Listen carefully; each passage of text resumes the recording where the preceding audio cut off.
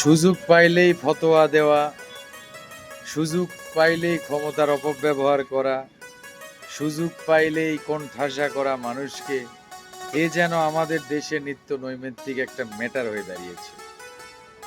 ইতিহাস, ঐতিহ্য, কৃষ্টি, কালচারকে যদি আপনি ভুলে যান, তাহলে কিন্তু এটা আপনি সামাজিকভাবে আপনি বয়কট হবেন। গীত, গান, বিয়ে বাড়িতে এগুলো হয়েই আসছে। সেই বিয়ে বাড়িতে গান বাজনা করা যাবে না, হুজুর আইসা কবুল পড়াইবেন না, কি যে মেসাকার অবস্থা, কি বলি ভাই। সবাই এসে আইন জারি করে, সবাই আইসা ফতোয়া দেয়। আমরাও কই, আমরা তো অভিনয় শিল্পী, আমরা তো মুসলমান, আল্লাহ ভক্ত, নবী ভক্ত, রাসূল ভক্ত, কোরআন ভক্ত।